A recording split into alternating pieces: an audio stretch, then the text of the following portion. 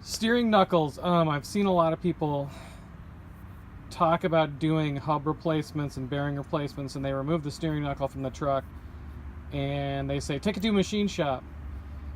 So I've done it a couple times now, and I would have to admit it's really a pain. And so I'm gonna go through the process. And when I talk about steering knuckles, this is what I'm talking about. It's completely torn down. There's nothing pressed in there.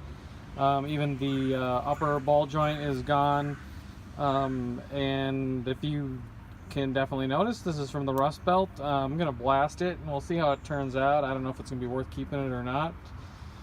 But so this is how you completely remove, or you could use this also same technique to replace the bearings on 3rd gen Toyota 4runner 96 to 2002. I believe they're all the same part number for the steering knuckles, and some Tacomas and some of the 1st gen Tacomas and some of the Sequoias as well. You just have to go look up the part numbers and see which ones match. Let's do it! Okay, so I have the steering knuckle removed from the vehicle. Right, the one on the right is totally stripped down, the one on the left needs to be stripped down. That's what I'm going to be showing you. So this right here is just the hub assembly, which is really just pressed into. There is a circlip on this side, which you can see it right here. There's a groove that a circlip fits in right there. And on this side, you don't really even have to, I mean, we can do this afterwards, but we're just going to press this. This interior portion is the is the hub, and we're just going to press that out on the press. It's kind of a pain. I'm going to show you how I do it. This is probably the riskiest pressing that that I do. Sometimes these are really in there, especially with this one. And a lot of times I won't reuse stuff. Like I would never probably reuse a lot of the suspension stuff off this truck.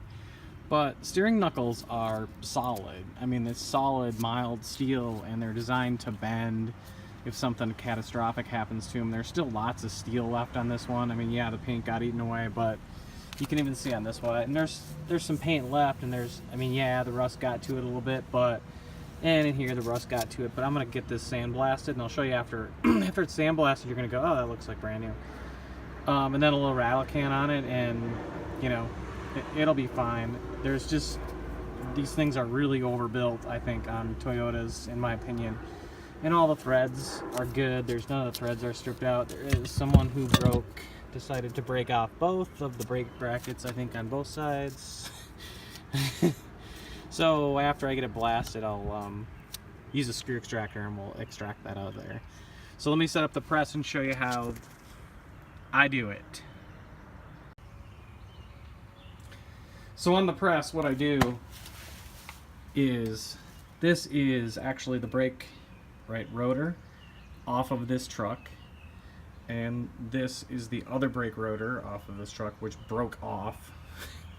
And I just cut it, and I don't want to get my hands dirty. I just cut it and trimmed it around here, and I'm going to show you the hub assembly will fit right inside here because you need a little bit of clearance. Sometimes when you're doing this, it'll actually, and like I said, this other one broke one time, it'll actually split right up here on the on the corner of this. And what's interesting is this is off this 2000 Sport that I'm tearing apart. These are the two rotors off of it. They're two different sizes. So somebody did the Tundra brake upgrade on one side and left the stock one caliper on the other side. So you find these interesting things in these old vehicles for people trying to cut corners and stuff. So I'm going to put the hub inside here, and I'm going to set up the press, and then we're going to really crank on it. And you got to put a ton of pressure on these to get them out. They just always seem like they're really, really in there.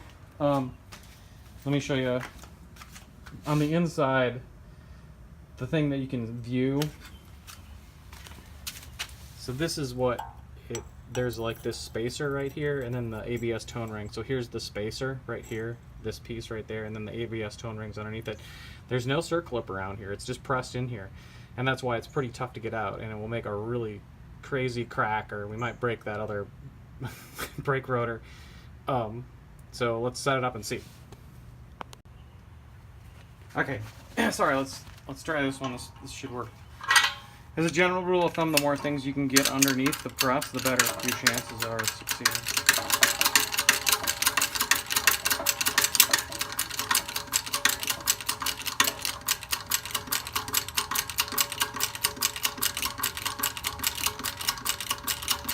Or not, I guess, would be.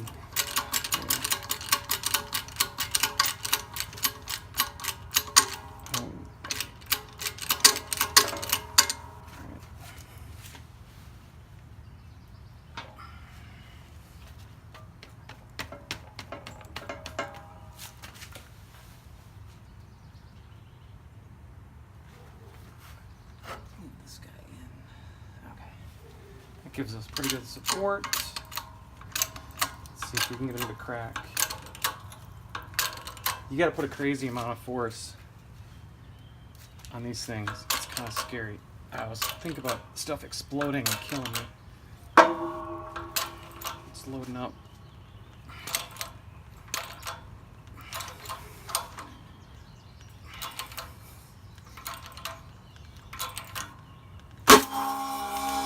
There you go. I think once you clear that internal spacer ring, it actually goes pretty easy. Alright, how are we doing? Actually, I'm gonna move back just a little bit here.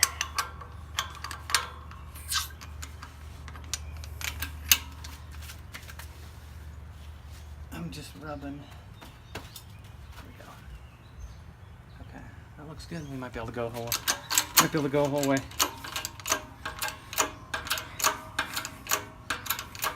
Like I said, I can feel it going now, so once it does that initial break, it generally goes pretty easy.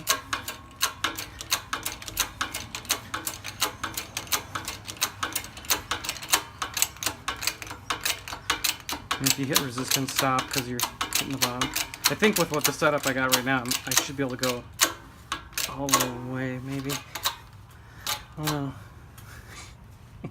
I lied. Hitting the bottom.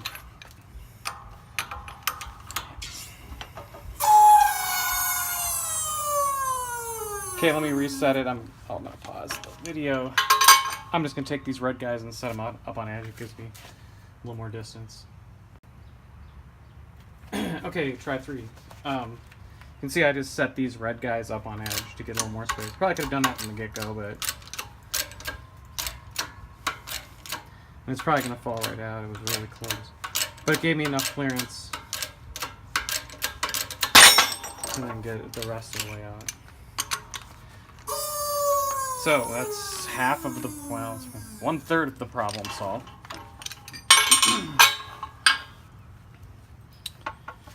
So now,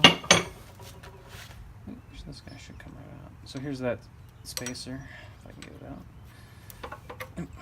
So there's that spacer, and this just gets pressed onto the back of the hub. When you really see it, it's really not that much hanging onto the hub. It's kind of scary. And the ABS bouncer, I'll have to take the seal off the outside to get the ABS. And I need to take the spacer out, or the outside seal off anyways. Ow. Dang. Piece of rust in there. So you can see that all that's really left, excuse me, all that's really left here is the bearing. And so we'll take this outside seal off, and then there's a circlip. Might have to press this bearing back in there because that puts a lot of pressure on that bearing. And there's our press tube. You can see the setup now with the two. It seems kind of sketchy in a lot of ways, but it's very solid. It's total steel. I just don't trust the brake rotors all that much because they're hollow, and it isn't really high quality steel. It's not really made for pressing, but it actually works pretty well. Or works well enough, I guess I should say. And there's that hub assembly, and you could totally reuse this if you wanted to. Just get into, if you just had bad bearings, and I have replaced bearings before. A little bead blasting would clean this baby right up. I did whack. The way I think it's easier with the wheel studs out. You don't have to, but then you got to go to the trouble of making sure your wheel studs line up with the bottom of this. Alright, so let me get both the seals off, the dust shields off, and I'll get the circlip off, and then we'll press the rest of the bearings. And we're also going to remove, I'll also show you how I remove the upper ball joint, because that's going to need to come out as well. Okay, this one always trips me up, and so I'm just going to burn it so I can remember next time. So you don't need to press the bearing all the way back through, and I always get caught trying to come up with some weird configuration. So I just put the red guys, if I can see that, yep, up on edge, and they just go across the mouth. And the most important thing is you just get a nice flat push on that thing, and then you can actually get, in here to get this circlip up. I'm gonna let go of the pressure though, I think, because I think I got it now.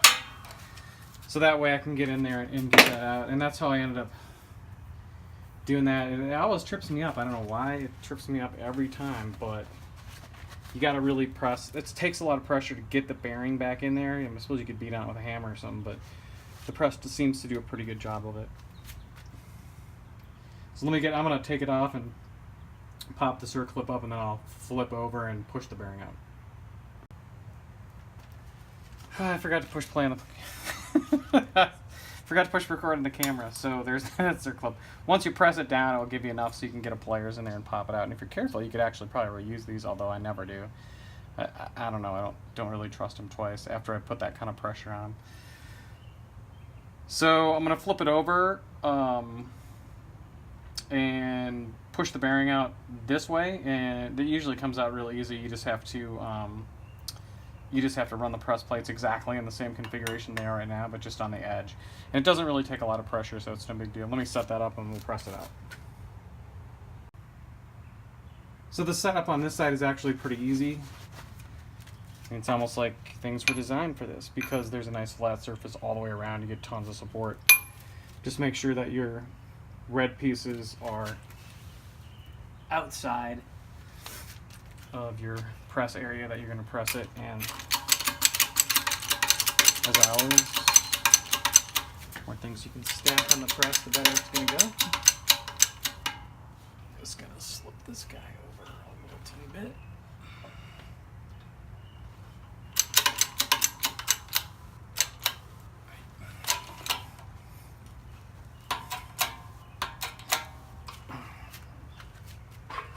My extension.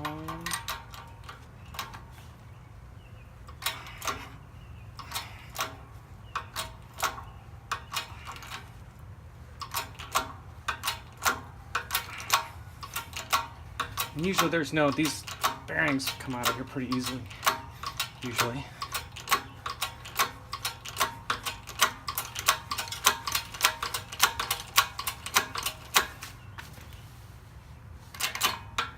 Yep.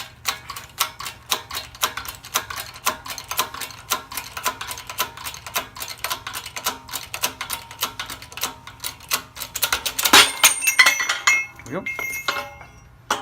So now that is totally cleaned out, and you can see the ridge on the steering knuckle. And so this guy is ready for reuse as far as that's concerned, except for this guy. There's a snap ring right here. I'm going to take that off corner, and then I'm going to press this guy down. Sometimes these are a big pain in the butt.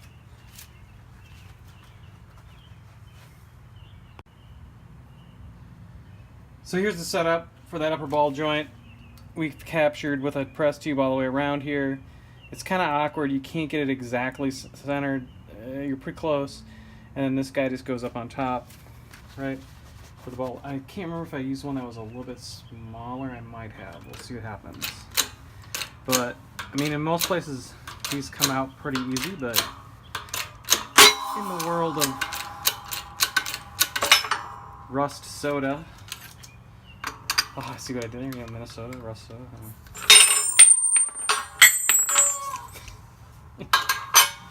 Okay. So now we have a fully disassembled. There's that for ball joint. And unfortunately, these are really, everyone I've taken apart, the ball joint is good. The fact that the upper part of the bolt is rusted or deformed from someone beating the shit out of it at some point, is usually why I have to replace them, because I can't get a nut to thread back on there and get a good torque spec on it. So nothing is bent though. Important. I didn't have to beat on anything with a hammer, so now I can go sandblast it, put a rattle can on it, and it will look pretty good. When I'll actually film it after the fact so you can see how they do clean up pretty nice. And like I said, they're totally solid.